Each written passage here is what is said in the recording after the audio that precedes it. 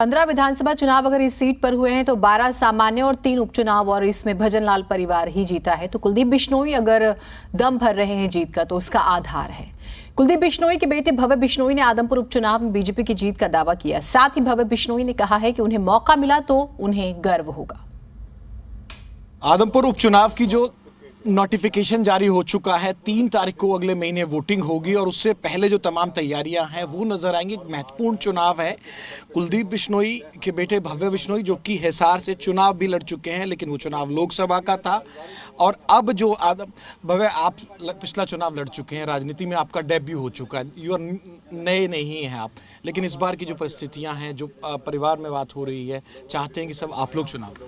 देखिए, आदमपुर मेरा घर है, यहाँ के लोग मेरे परिवार के सदस्य हैं, तो अगर मुझे मौका भारतीय जनता पार्टी देती है आदमपुर चुनाव लड़ने का, मेरे सौभाग्य और बहुत फख्र की बात होगी।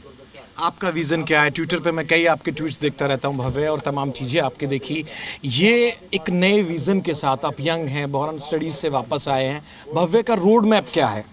देखिए, एक बहुत ही डिटेल्ड रूपरेखा और रोड मैप में आने वाले समय में आपके सभी के साथ साझा करूंगा। आपको याद होगा कि हिसार लोकसभा चुनाव के दौरान भी मैं इकलौता हो सकता है हिंदुस्तान के इतिहास में ऐसा नेता था जिसने पार्लियामेंट लेवल पर एक मैनिफेस्टो निकाला था। तभी मैंने अपना विजन से शेयर किया था, और निस्संदेह जो मेरी एजुकेशन है, चाहे हिंदुस्तान में रही है चाहे विदेश में रही है, उसका मैं पूरा लाभ उठाकर लोगों की सेवा में करने का पूरा प्रयास करूंगा। भाई, ये जो चुनाव है लोकसभा से अलग विधानसभा का होगा। कुलदीप जी उस सीट पे विधायक रहे हैं, उनके रेजिग्नेशन के बाद तमाम चीज़ें हो रही हैं।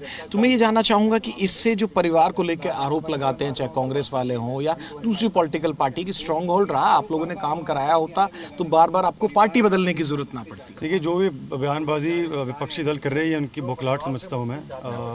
पार्टी हमने सिर्फ एक बार बदली है, हम हमेशा कांग्रेस में रहे हैं, लेकिन जो पार्टी सुसाइड मिशन में है उसमें रहने का कोई फ़ायदा हमें नहीं, कोई सेंस नहीं बना, तो और इसीलिए हमने भाजपा ज्वाइन की, और पूरा आशीर्वाद हमें भाजपा भारतीय जनता पार्टी का भी मिला है। भव्य का रीज़न क्या है कि क्या कुछ दिया जा सकता है? जो आपकी स्टडीज़ हैं, जो आपका अनुभव है, वो यंग जो पॉलिटिशियंस आते हैं, यंग जनरेशन आती है, तो कुछ नया कॉन्सेप्ट ला। शिक्षा को लेकर, स्वास्थ्य को लेकर, एनवायरनमेंट को लेकर मैं विजन, जैसा मैं वो कहा, बहुत डिटेल रूपरेखा आने वाले समय में साझा करूंगा।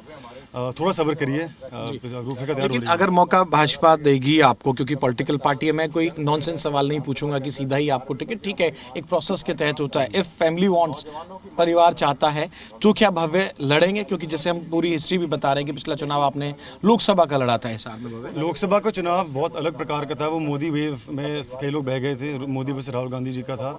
आदमपुर का चुनाव बहुत अलग होगा, स्थानीय मुद्दे होंगे यहाँ पे, और आदमपुर में एक खास बात यह है कि सिर्फ यहाँ पे आदमपुर की जनता चुनाव लड़ती है, हम तो सिर्फ चेहरे हैं, और अगर मुझे मौका मिलता है निस्संदेह मैं इसके लिए तैयार हूँ।